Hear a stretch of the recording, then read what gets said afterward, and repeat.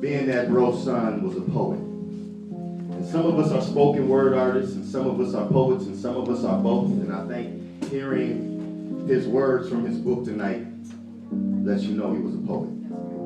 So I'm actually going to read a poem as a poet. Because usually I'm jumping around the stage and all kinds of other stuff. And I think he would agree that Gil Scott-Heron. Yes, he's with them now. They're talking now. They're having a discussion now about Camus. He's the GOAT. Greatest of all time. He released a piece in 1974 called Winter in America. And in that piece, he lays down the conditions of America as he saw it in the 1970s, early 1970s. And if you listen to that piece, go home, pull it up on YouTube. I've done it 1,000 times. If you listen to that piece, you will realize that it is still winter in America. Now, peep gang. 42 years of non-stop winter. We ain't even gonna go back to the winter that preceded the winter that he was writing about. You know what science would call that much cold and darkness all in succession? There's a name for it. They call it an ice age. Now, I don't know if Godfather Gil Scott knew that his winter was an ice age, but I wrote this poem to let him know. This is called Godfather, Your Winter Was an Ice Age, Spirit Message to Gil Scott-Heron. I was too young to remember at less than a year old, but apparently there was a beautifully brutal winter in America in 1974.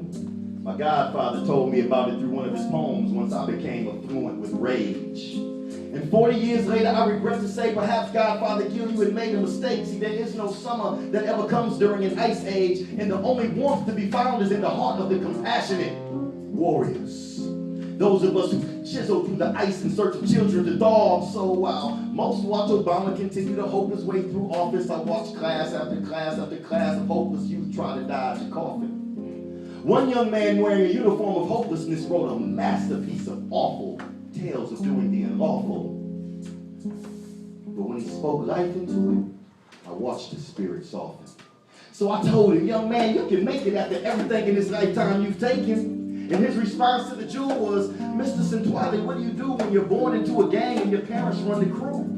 And your cousins and uncles and aunts and siblings too? What do you do?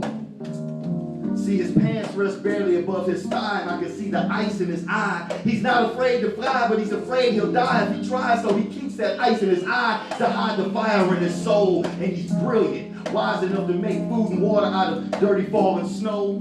But these are things no one should ever know. And it's just a matter of time before he blows. Then we all suffer.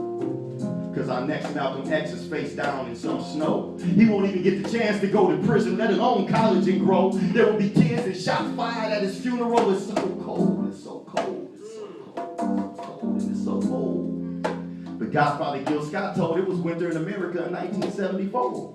And now Walter Scott left us a video update that corrected Godfather Gil's mistake. America is in an ice age. And our collective consciousness is in a frozen vegetable-like state. We, word-wielding warriors of compassion, come direct, wail wildly like all we have is the wind to amplify our cries. But the wind into which we hide is bitter.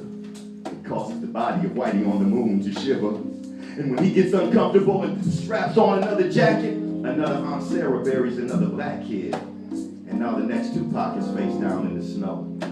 I guess he said it true, that is, the hate you give little infants F's everybody. It's an acronym. The life, it's an acronym.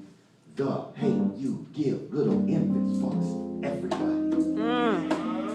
And nobody's fighting because nobody knows what to save. And the few who know what to save don't know what to do. And the ones who know what to do are so afraid of losing any of their digits to the frostbite that they defend their money, their equality, their freedom, and their truth with their lie. Because Godfather Gil told me if they really knew the truth, why would they tell you? It's so cold.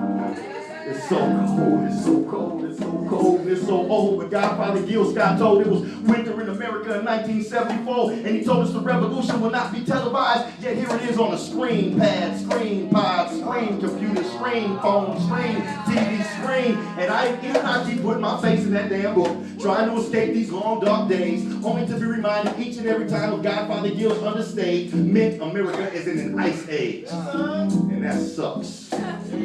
Because an ice age is a perpetual winter.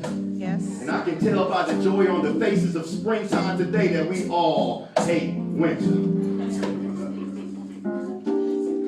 I hate winter. Even while I'm trudging through the boots of a patriot. It's all starting to make sense now. Home is where the hatred is. But I can't save these kids with hatred, so indeed it might not be such a bad idea if I never went home again. Then again, through the voices of the unfertilized seeds planted in this unthawed tundra, I have learned it would be an awful idea if I never read a poem again. So I let my spirit flame like the end of the blunt, resting in the next Gil Scott Heron's mouth as it hangs low like his pants and his hope. But then I listen to him spit fire poetry in a classroom and he melts snow.